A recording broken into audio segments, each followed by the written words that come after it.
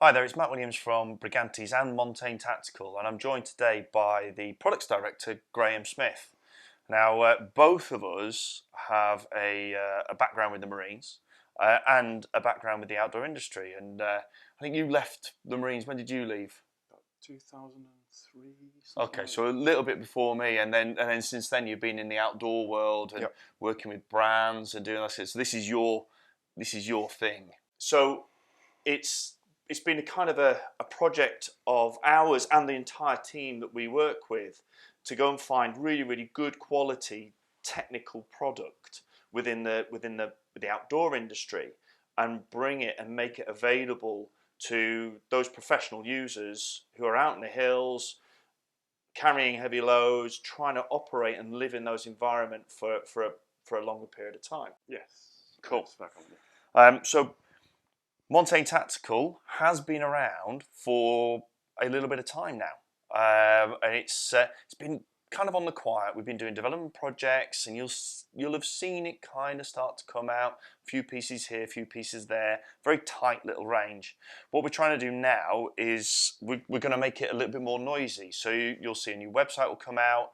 There'll be new products coming out, and a lot more will start. A lot more interesting things will come out, but this was a really good time to get Graham in front of everybody and sort of get into his mind and work out why and what he's done and going from there. So ready for a bit of a grilling, but exactly. It'll be good to get that out of your head. For sure. So when you were thinking about that evolution from an outdoor product and making limited changes to it. So it didn't leave the home of what it was, the genetics of what it was. Who were you then, in your mind, who were you making that for?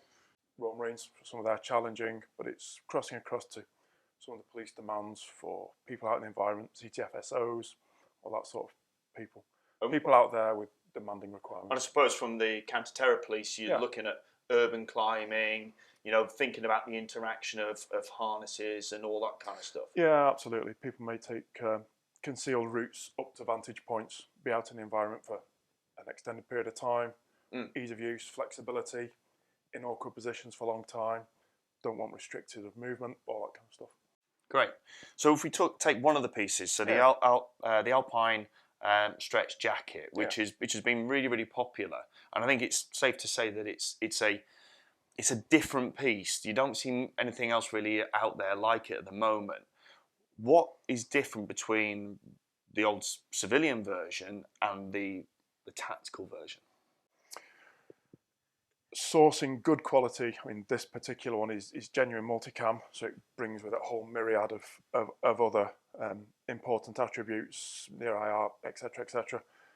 The takeaway from it is high quality fabrics built and by top end mills mean that you can get this lightweight product that offers high resilience for its weight. And it's a balancing act.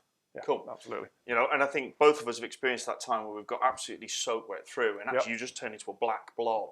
Do you get the similar effect here, even whether the camouflage, or how does it behave? No, it retains its colour because of the material standard that it is. It doesn't lose its colour when it's wet. Yeah. And also because of this balance of weight and actually what it's made from, when the weather changes, the user will dry it out. So it's this freedom of movement balanced with keeping the person warm as long as they're moving, quick drying, but still retaining, keeping the person hidden. They won't turn into this homogeneous dark blob in the mountain. They will keep this appearance as genuine multicam product brings with it. So you picked up about materials, so the fabric side of it. And I think when you look at the Montane Tactical range, compare it to other ranges, it's using some fabrics which are not as commonly used. Why did you go for that specific fabric? For a wet maritime environment, it works really well. Yeah, absolutely. Yeah, cool. Awesome. And having used that fabric myself within a number of different environments, it's amazing how. I've got a jacket now that is actually, nearly 5 years old, and it looks identical to the day that I started using it. So you know, it's been really super super effective in that particular area. Yep. I think the other interesting thing, and this was something that we discussed a couple of times, actually the fabric, because of its performance, because of its breathability, because of its weight. Actually, we're getting the guys use this in warm weather because it manages their environment really nicely. It's not traditional, so it's not like a cotton or whatever, but actually its performance is far better. I think that the handle on it can seem very light, and therefore the assumption is that it's light, therefore it's weak and soft. I think in this particular fabric, that's definitely not the case. Yeah, if you're going to compare it to a car, it's like a hot hatch. You can use it for everyday stuff. You can drive it fast, but it's not as princess-like as a Ferrari. Fair enough like that. So that's where we are today, and I think we've got about half a dozen pieces that are kind of consistently going through and are in use with different people. So where now? What's next? Yeah, I mean, we're never stood still. We're always doing continual product improvement. Yeah. We're always looking at the next generation fabrics, stuff that's going to come to market now, stuff that's 12 months out. Yeah. Can you give me a sneak peek? One piece. Can you tell me one thing in the new range that we're not seeing currently? It's not a Ubax jacket, a Ubax top at the moment, is there, in the range?